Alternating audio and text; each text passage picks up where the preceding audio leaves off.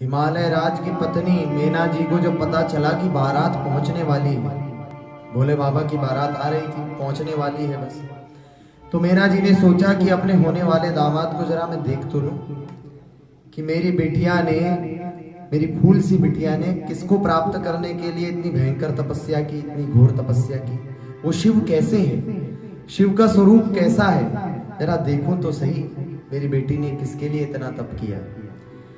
तो वो नारद जी को लेकर के छत में पहुंची। उन्होंने पहले शिव जी को कभी देखा नहीं था, तो पहचानती कैसे, इसलिए साथ में नारद जी को भी ले गई। नारद जी से कहा कि हे मुनिवर, आप मुझे बताना कि कौन से मेरे होने वाले दामाद हैं, शंकर कौन है, आप मुझे बताना, मैं उनको देखना चाहती हूँ। नारद जी ने कहा ठीक है चलिए। छत पर दोनों आए महल की, देखा बारात में सबसे आगे गंधर्व आ रहे थे, नाचते गाते नृत्य करते हुए, गाते बजाते गंधर्व आ रहे थे। उन गंधर्वों में भी जो गंधर्व राज वसु थे, वसु नाम के गंधर्व, वो बड़े सुंदर थे, बड़े सुशोभित हो रहे थे, अद्भुत छटा थी। उनको देख करके मीना जी ने सोचा कि ये तो बड़े सुंदर हैं, शायद यही शिव होंगे। तो उन्होंने पूछा नारद जी से, क्या ये शंकर हैं, क्या ये शिव जी हैं?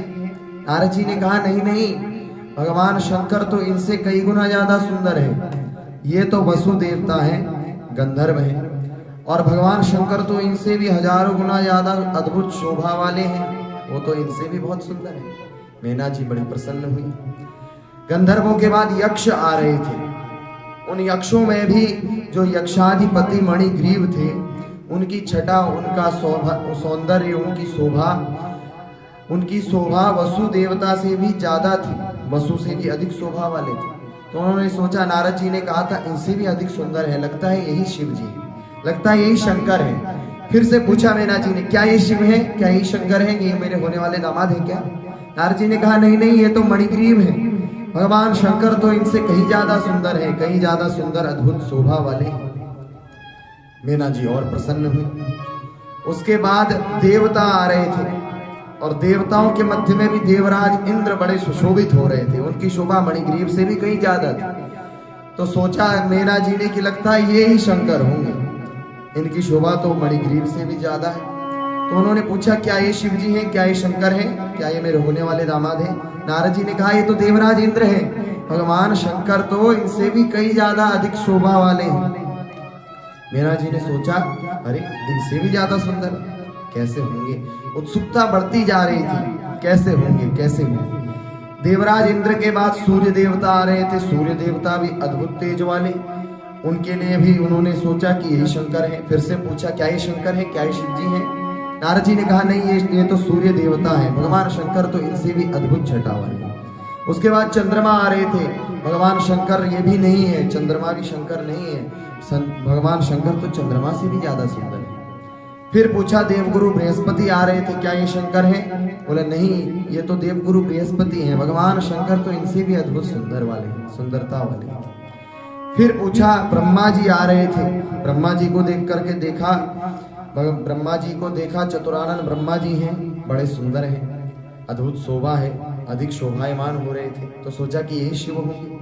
फिर से पूछा मीना जी ने, बार बार मीना जी पूछती, और नारद जी कहते नहीं ये शिव जी नहीं, ये तो वो है, ये तो वो है, भगवान शंकर तो इन सबसे अधिक सुंदर हैं, इन सबसे अधिक शोभा वाले।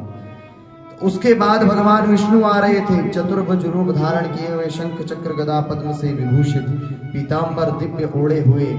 जब भगवान नारायण चलते हुए आ रहे थे, तो भगवान नारायण को देखा तो ऐसी मोहित हो गई मीना जी, सोचा कि पक्का यही शिव जी है, इनसे ज्यादा शोभा वाला इन पूरी बारात में कोई और दिख नहीं रहा है, यही शिव जी हैं पक्का।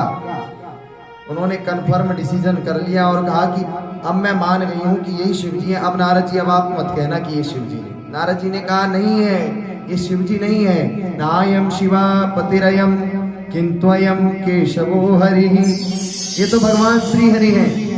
माना कि इनकी शोभा बड़ी अद्भुत है, लेकिन भगवान शंकर की शोभा, उनका सौंदर्य, उनका रूप तो इनसे भी श्रेष्ठ है, इनसे भी बढ़कर है। अब तो मीना जी दीवानी हो गई, सोचने लगी कि वाह, मेरी बेटी ने इतना तप किया, इतनी तपस्या की, मेरी बेटी ने अच्छा किया जो इतना तप किया, आज उसे इतना सुंदर वर मिलने वाला है, आज उसे इतना सुंदर शोभा वाला वर मिलेगा।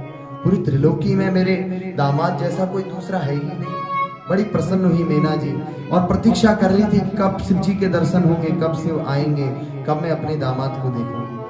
अंत में बारात के शिव गणों के साथ भगवान शंकर आ रहे थे। भगवान शंकर ने सोचा कि हमारी सासू माँ को हमें देखने की बड़ी जल्दी है, हमको देखना चाहते हैं, तो कुछ लीला करी जाए। भगवान शंकर के मन में ये आया तो उन्होंने भयंकर स्वरूप बना लिया और शिवगणों को दूर से ही आते हुए जब मीना जी ने देखा शिवगण कैसे हैं, बोले किसी का सर ही नहीं है, किसी के 10-10 सर हैं, किसी की आंख ही नहीं है, किसकी 20-20 आंखें, बड़े बड़े दाढ़ हैं, भयंकर विकृत स्वरूप है, बड़ी बड़ी जटाएं हैं, चिता भस्म का लेप लगा है। ऐसे भयंकर विकृत स्वरूप वाले शिवगणों को जब देखा मीना जी ने तो बड़ी घबरा गई, डर गई।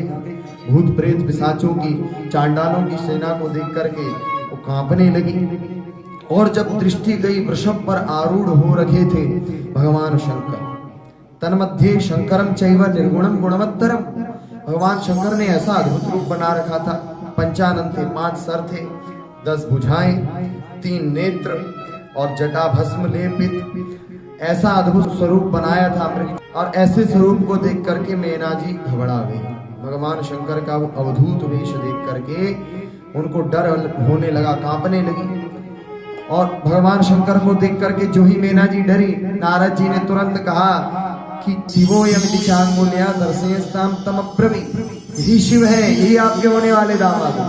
मीना जी ने देखा कि ये मेरे होने वाले दामाद हैं। मीना जी को चक्कर आ गया, चक्कर खा के गिर गई। पूज्य प्रेम नारायणाचार्य जी महाराज की ऐसे ही दिव्य प्रवचनों का आनंद लेते रहने के लिए चैनल को सब्सक्राइब करें। नई वीडियोस की नोटिफिकेशन सर्वप्रथम प्राप्त करने के लिए बेल आइकन को दबाएं। डिस्क्रिप्शन में दिए गए लिंक्स के द्वारा पूज्य महाराज श्री को सभी सोशल मीडिया प्लेटफॉर्म्स पर फॉलो करें। पूज्य प्रेम नारायणाचार्य जी महाराज का ये दिव्य संकल्प है कि श्रीमद् भागवत कथा एवं श्रीमद् वाल्मीकि रामायण कथा के माध्यम से शास्त्रों का ज्ञान जन जन तक पहुंचाया जाए। महाराज श्री के इस दिव्य संकल्प में आप भी श्रीमद् भागवत कथा एवं वाल्मीकि रामायण कथा का आयोजन करा करके सहयोग कर सकते हैं। पूज्य महाराज श्री से श्रीमद् भागवत कथा एवं श्रीमद् वाल्मीकि रामायण कथा करवाने हेतु दिए गए नंबरों पर संपर्क करें।